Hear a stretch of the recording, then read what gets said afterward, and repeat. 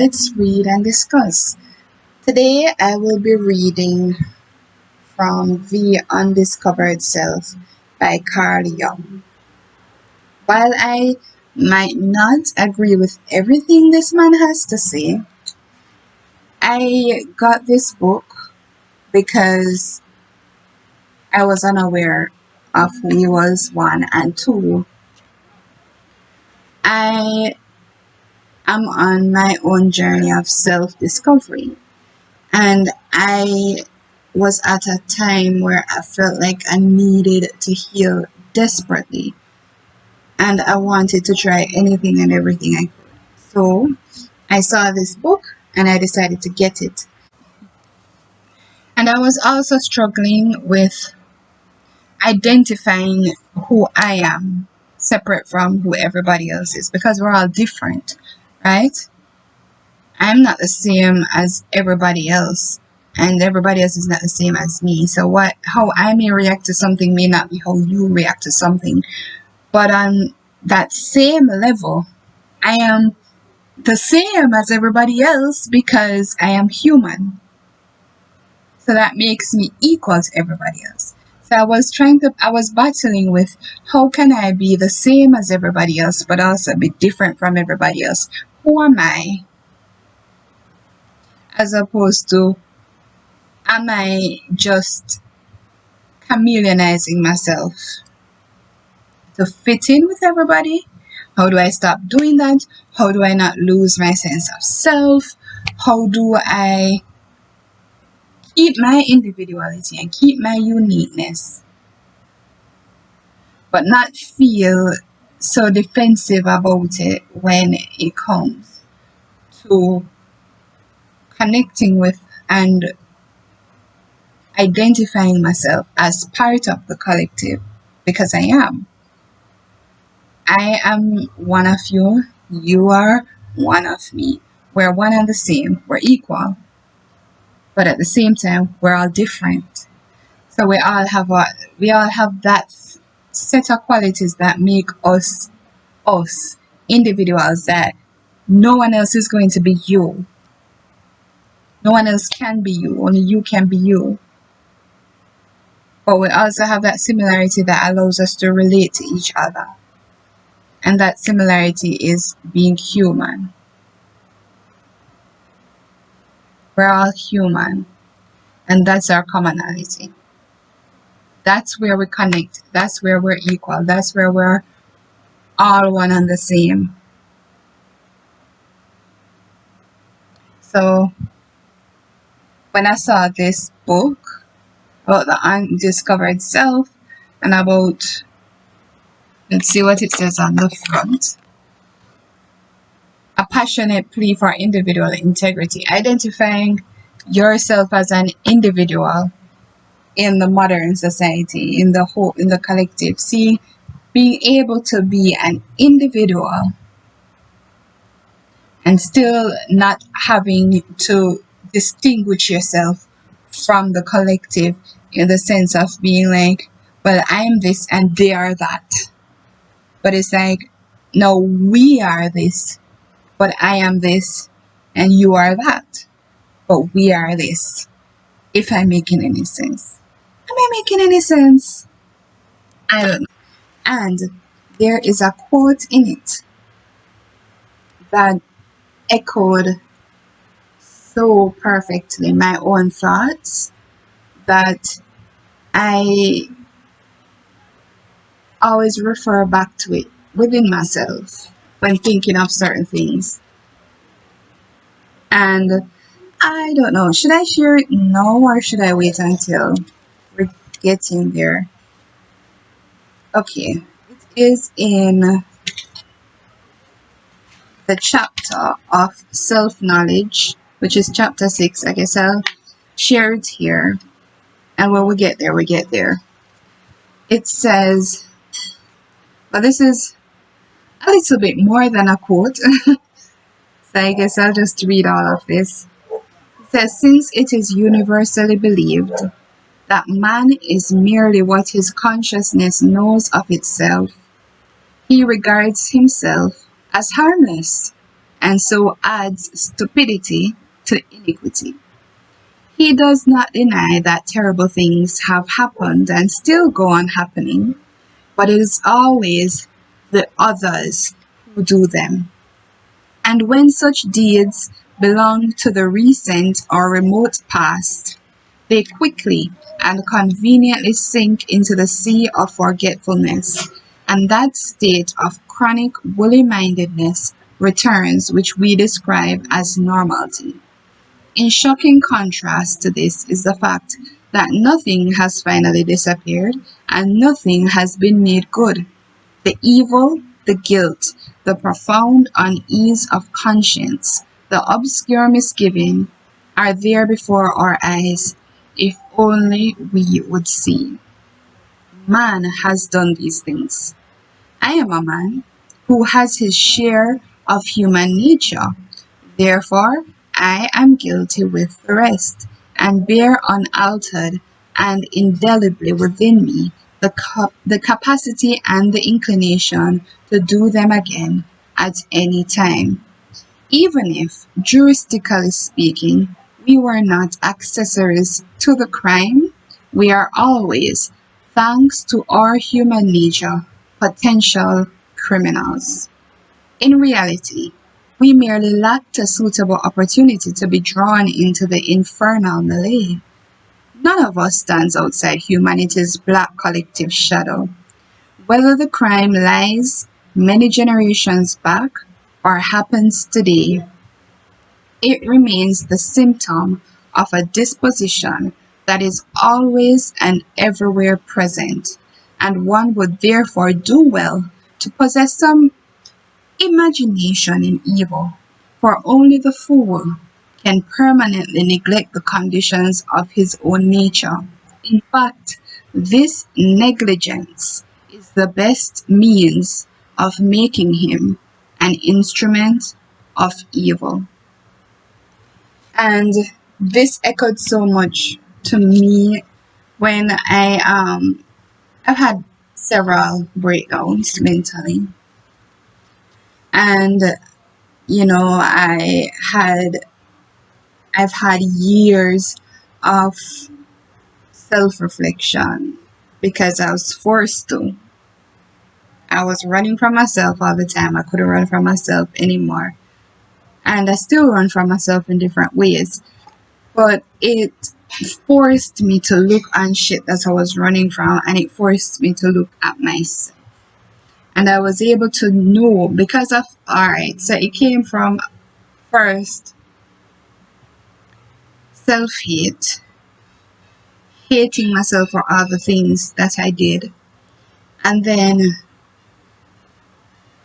wishing I could take them back but not being able to because they were already done. Hating myself and then understanding myself, trying to figure out where all of that shit came from. Why did I do the things I did? All of that stuff.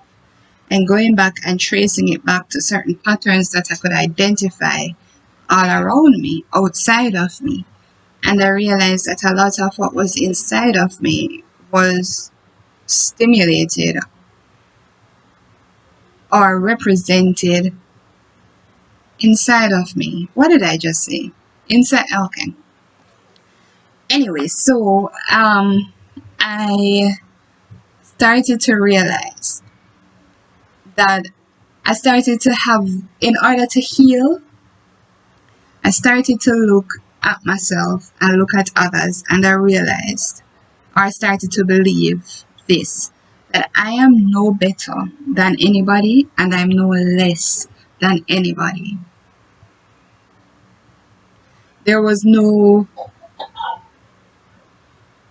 need for competition.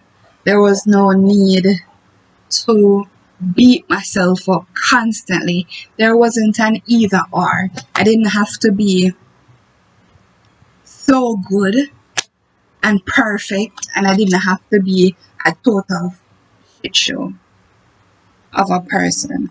All I had to be was me, and to be human. And to be human to me means that you are going to possess evil and good traits. And the best way to prevent yourself from committing certain things that you would consider evil, or, even if in the grand scheme of things you wouldn't get arrested for it, but there are things that you just don't like that you do that you consider evil. If it was being done to you, you would hate it. Those things, it's best admitting them to yourself. It's best being aware of them. And I think it really helps to humble you when you are in a position of constantly pointing fingers and blaming other people for stuff. It helps you take responsibility, first of all, for your actions because you're aware of them. It helps you also, if you can hold yourself accountable, you can hold others accountable without throwing the blame back and forth, just holding people accountable. And in doing so, not seeing yourself as any less or any more, but seeing yourself as equal to the whole, equal to the collective. We're all one, we're all equal. So there's no better than, there's no less than, there's no I know more than you, there's no whatever, there's no evil then good person. One does not cancel out the other. It all exists within us. Just so it may happen that everyone reacts to things differently, and certain stimuli would affect a person differently.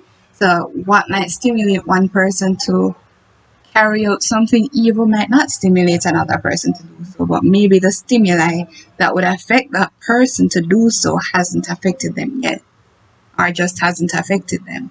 And if they are not aware that they could be driven to something, to doing something evil, then it can catch them off guard because they think so highly of themselves and so lowly of anybody else that when they do fuck up, it catches them off guard. And that is dangerous because then you don't know what you're capable of. You should always know what you're capable of. We all are capable of a lot of shit. It's just different things might affect us in different ways. And what might trigger someone to react a certain way might not trigger you to react the same way.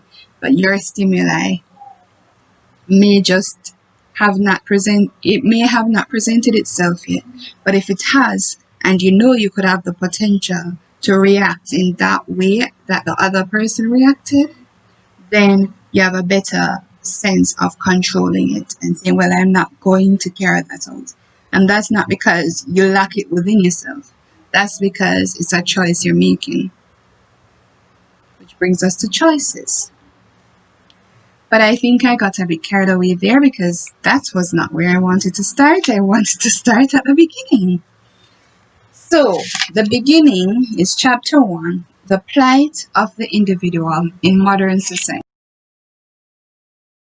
Chapter 1, the plight of the individual in modern society. What will the future bring? From time immemorial, this question has occupied men's minds, though not always to the same degree. Historically, it is chiefly in times of physical, political, economic, and spiritual distress that men's eyes turn with anxious hope to the future, and when anticipations, utopias, and apocalyptic visions multiply. One thinks, for instance, of the chiliastic expectations of the Augustan age at the beginning of the Christian era, or of the changes in the spirit of the West which accompanied the end of the first millennium. Today, as the end of the second millennium draws near, we are again living in an age filled with apocalyptic images of universal destruction. What is the significance of that split, symbolized by the Iron Curtain? which divides humanity into two halves. What will become of our civilization and of man himself if the hydrogen bombs begin to go off, or if the spiritual and moral darkness of state absolutism should spread over Europe? We have no reason to take this threat lightly. Everywhere in the West, there are subversive minorities who, sheltered by our humanitarianism and our sense of justice, hold the incendiary torches ready with nothing to stop the spread of their ideas except the critical reason of a single, fairly intelligent, mentally stable stratum of the population.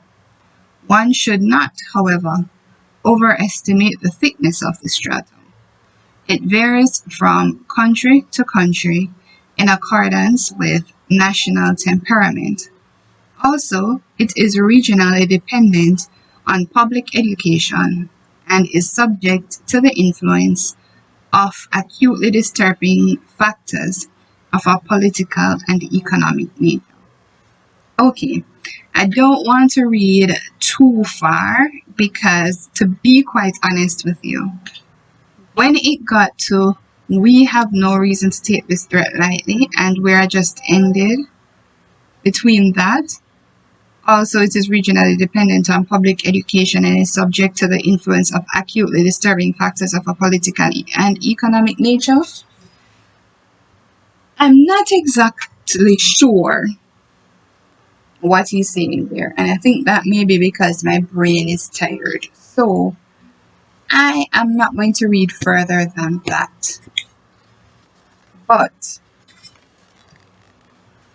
I will look at the question, what will the future bring? And I will look at his reference to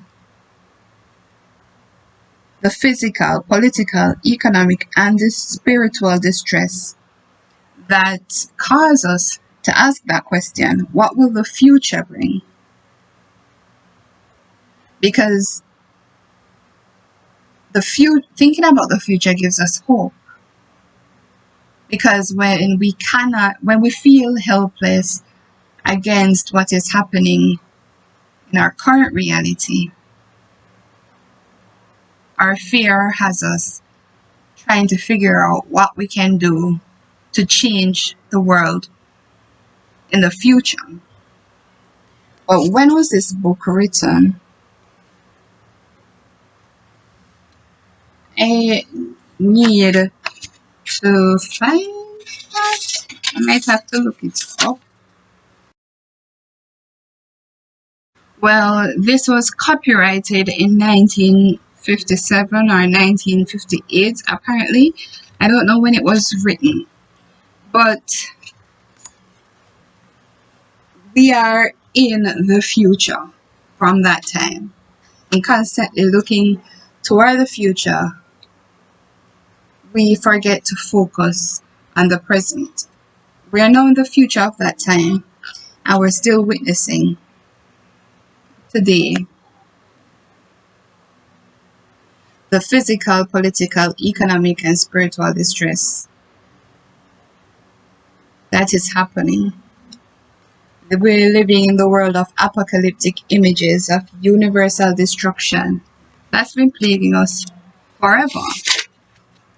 And then the hydrogen bombs that we're experiencing right now, that has gone off, we're witnessing when we see police brutality and we see how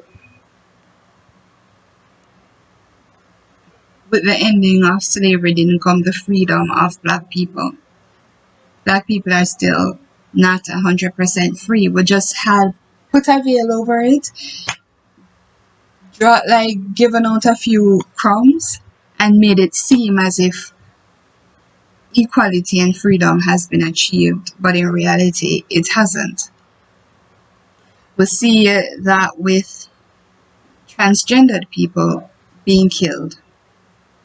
We like to think that we've evolved to a more accepting and equal society where we see each other as equals, yet we're still having discrimination against people who are different from what we believe to be the normal or the ideal. And I think it's because we're always looking toward the future.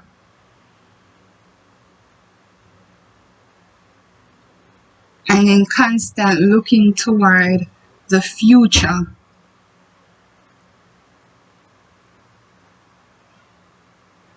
we don't realize that all the things that we think we have solved and healed and have taken care of still exists because we haven't dealt with it. We haven't dealt with or know what do we have control of within our present. We don't have control over everybody else. We have control over ourselves. And what we need to be looking at in the present with ourselves is the fact that we need to stop pointing the fingers at everybody else. Because all that does is, okay, we have a war. We feel we've won that war. But all that's left is a bunch of people that were upset because one side won that war. And then their resentment and hate is still there. It's still under the surface. But they are suppressing it. And then it just continues to build and build and build. Which is why you're seeing these things recurring throughout history. Because we might solve a bit of the puzzle, but the large picture we haven't, because we are missing something. What are we missing? We're missing the part that isn't about throwing darts and looking at the others, but looking at ourselves. And in doing so, triggering empathy. And in triggering empathy, I feel like we can approach things from a more empathic standpoint. So that is not just war, boom, small solution has been achieved, and then everything else that you're fighting for, it still exists. But because of the high intensity of the fight and winning a prize, that overshadows everything else that is still lurking in the shadows. Until something else surprises it again. And we're constantly looking toward the future. But every time we get to the future, we're still experiencing this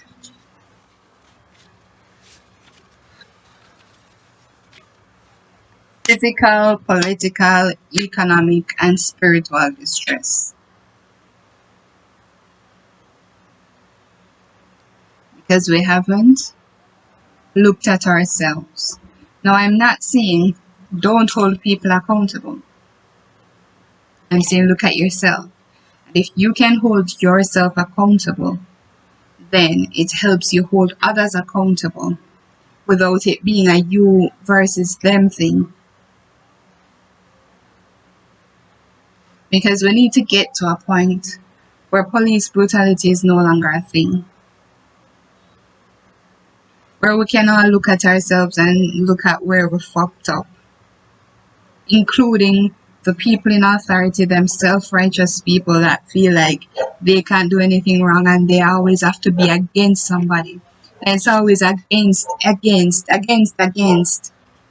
It's always a constant battle of people against each other that results in high intensity of wanting to achieve something. Then you achieve it, and then You achieve a small thing, but that small thing feels like such a huge win that you're no longer you're basking in that win, which is fine, but the rest of it is still there, and it still hasn't gone anywhere. It takes every single human being to be accountable for themselves, because we have no control over other people. And yeah, we can work to change, we can work in the now to change the future. But I don't know if you get what I'm saying, because the future will still have everything now has, and it will just take something else to bring it out if we haven't done the work to make now the time that we make the change. So everyone who is self-righteous, the police, the people in authority, the people who have been wronged as well, that sometimes gives us a sense of self-righteousness. And if there is a police always fighting against the people that they keep hurting, and they're always fighting and they're always fighting, and they're just constantly going back and forth, you're really just fighting for a win. But what is that win?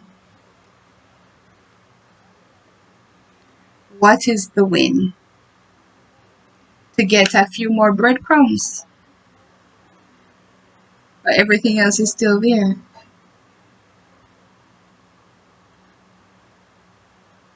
The win comes in looking at yourself and saying, I have done shit that's fucked up and I'm not proud of. And I can see where my shit has come from. Let me see if I can understand this other person and where their shit has come from. And it needs to be reciprocal. That person also needs to look at themselves and say, I have done some fucked up shit, and for the people I've hurt, I am sorry. I am going to work on myself, because that's where the real change begins. When each of us take responsibility for ourselves and work on our shit. That's where the win is. You don't need the breadcrumbs. You need to live in your now and do what you can in your now, so that your future now actually has made some change. It's a constant effort of working on yourself. I don't even know if I'm going to post this video, because I don't know if I was able to explain myself well enough. Maybe I'm not intelligent enough for this topic.